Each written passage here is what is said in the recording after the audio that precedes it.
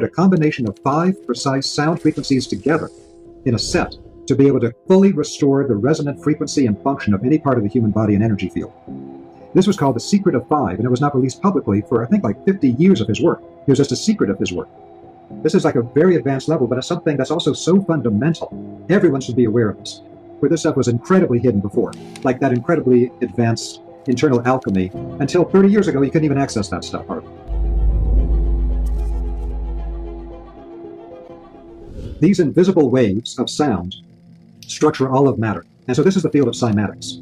And so I've worked with people in the cymatics field now for decades. And I also worked with Mandara Cromwell, who's the person who is the leader of cymotherapy, how to apply the cymatic sound waves in complex sound codes, a method developed by Dr. Peter Guy Manners in Britain in the mid-1900s, but now moved up to a higher level of technology. They started out with like Chladni plates, in which you'd have like just like a metal plate that would have powder on it, and you draw like a violin bow across the side of it, and according to the note you created, it would immediately form up the amorphous mass of powder into a very specific geometric mandala. And now we can do it like Hans Jenny did. He would use pastes and gels and liquids, and you could see that whenever you get this invisible wave of sound, it will immediately structure the physical matter. It's the waves that actually construct the form of the human physical body, that give it its form. And so with the sonic waves, this can be taken very, very far, but it shows people visually, in a very immediate way, change the sound vibration in an invisible wave, and it will immediately change the physical structure of what's being impacted by the wave. It shows people visually how invisible waves actually create all form and all energy patterns. Then you've got the aspect where once they discovered what these different vibrational sounds do in creating these structures, as I mentioned, a British osteopath named Dr. Peter Guy Manners in the mid-1900s created a system at his clinic outside of London where he could apply complex sound codes. And one of the fascinating things about the cymotherapy sound codes is he found that his goal was to be able to restore the core resonant frequency in the organs of the body, connective tissues, energy field, everything. And so what he found is that using just one sound alone was not sufficient. 2 was not sufficient. 3 was not sufficient. 4 was not sufficient. It required a combination of 5 precise sound frequencies together in a set to be able to fully restore the resonant frequency and function of any part of the human body and energy field. This was called the Secret of 5, and it was not released publicly for, I think, like 50 years of his work. It was just a secret of his work. But the Secret of 5 is very important, bringing together those different frequencies into a sound complex code. And he also found that to get that full resonating ability in the body, it's not enough just to hear it. Those complex sound codes need to be driven directly into the tissue of the body through a transducer.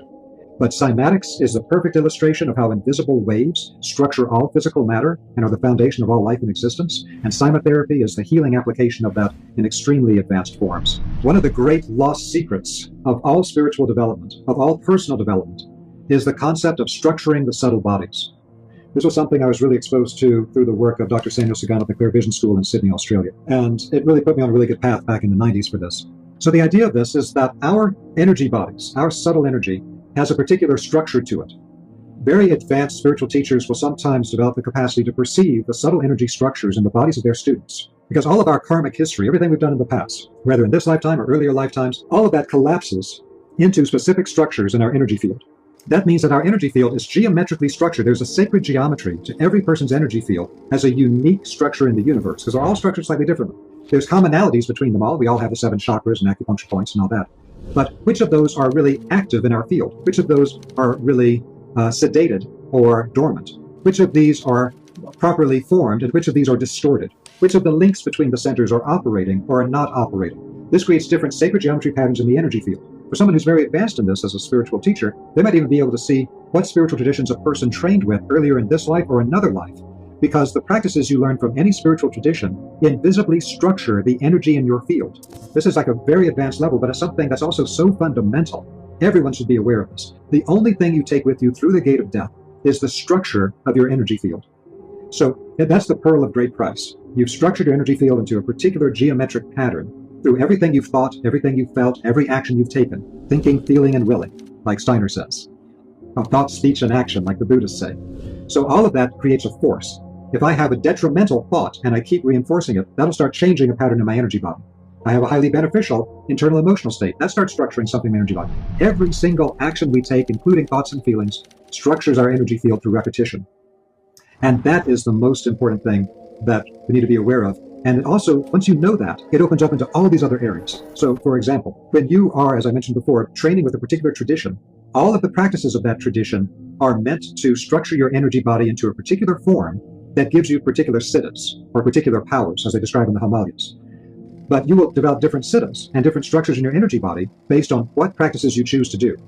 So the blessing and the curse of modern metaphysics, as I often talk about, is that the blessing is that we're exposed now to an incredible wealth of amazing information and practices from traditions where this stuff was incredibly hidden before, like that incredibly advanced internal alchemy practices coming from the Chinese Taoists. Until 30 years ago, you couldn't even access that stuff hardly.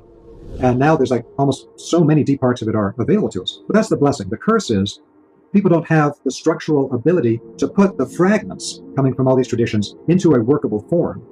That's why when they learn this, they have to understand how to structure their practices in such a way that the structures of the energy body actually become something that optimizes this incarnation. So you can take with you all of these new improvements, these new organs of spiritual perception in the subtle body. So I can connect to that another one of the questions coming up, which naturally follows on this, which is in my, just as I have an introductory course for the vibrational testing and healing, which is the personal wavelength course, where you learn what the French call medical radiesthesia, I have an introductory course for the spiritual science track on my website for the Vesica Institute, and it's a course called Essential Teachings and Practices of Spiritual Science.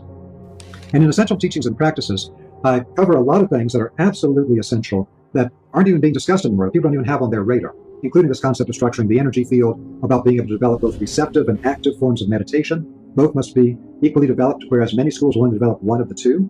But a major part of it is that I teach what Steiner called the 6 basic exercises, and I call the 6 essential exercises. Now, we have to be aware different traditions will structure energy field in different ways. Some will really hyperstructure the fields around the head, some will structure around the heart, some will structure around the abdomen. But the issue around all of this that Steiner was aware of and the European Rosicrucians found a solution to is that our entire body of energy has to have an organizing center, like the point in the center of the circle. If you don't have an organizing center for any energy field, it becomes chaotic and it can become destructive. There must always be an organizing, balancing, harmonizing center. That's the whole point of biogeometry. So what Steiner actually described was a series of 6 exercises in which you observe the content of your thinking, your feeling, your willing, and then you start developing other capacities in your internal life. And so in the Essential Teachings Practice course, I go into detail on each of the 6 practices, and then I expand it beyond what Steiner talked about, because Steiner gave out somewhat of the receptive aspect of the observation of these faculties inside of us, but you need to add to it the active side. So I describe both sides of it as the 6 essential exercises. So what Steiner made clear is that although it might appear that these are just kind of general exercises with your thinking and your feeling and your willing, that what it actually does is each of the 6 exercises is developing one of the 12 lotus petals of the 12th petal lotus of the human heart. And so 6 of them, he said, were already developed by us in previous ages, previous lifetimes. But we have 6 that must be developed in our current time. If we can develop those 6 other lotus petals on the 12th petal lotus of the heart, that will allow the entire heart to become active as an organizing center for the entire body of energy. And so the six essential exercises, the hidden part of it is that it's structuring your energy field to activate the heart center and create an organizing center for all of the flows. Now, what the assemblage point is a teaching that was popularized by Carlos Castaneda, apparently from his teachers, but also appears in some other traditions. So there are some teachers from the Native American tradition, Harley Swift Deer. There's some other people that teach this sort of thing.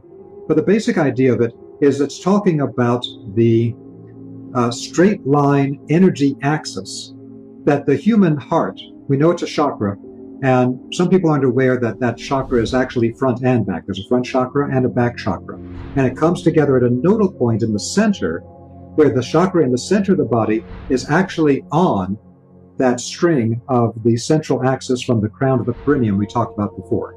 That central axis in the center of the body is the key that holds together all of the chakras on a front to back axis. And so what the assemblage point is a line of energy that runs through the heart, front and back. This work was developed further by John Whale in Britain, who wrote a couple of books about this, like The Catalyst of Power.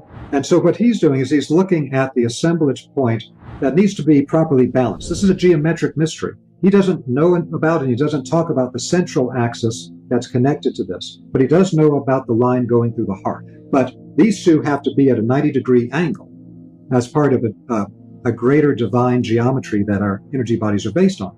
So he shows the way very accurately, I think, that if your energy axis running through the front heart and the back heart as a line of energy, a horizontal axis of energy in your energy body, if it starts to move up this way, it can become manic states and a whole bunch of other variations thereby based on where it's being deflected to.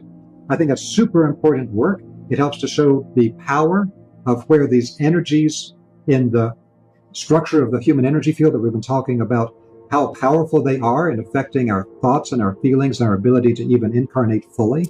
But the thing about it is that we should be aware that they're focusing on the assemblage point that's running as a horizontal axis of energy through the front back heart chakra.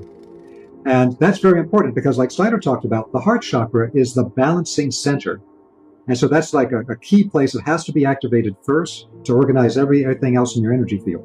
But what they don't tend to talk about is that that same assemblage point axis is present on all the chakras. So you could actually look at the crown perineum axis as an assemblage point, but one that's vertical, and the most important one running through the center of your body.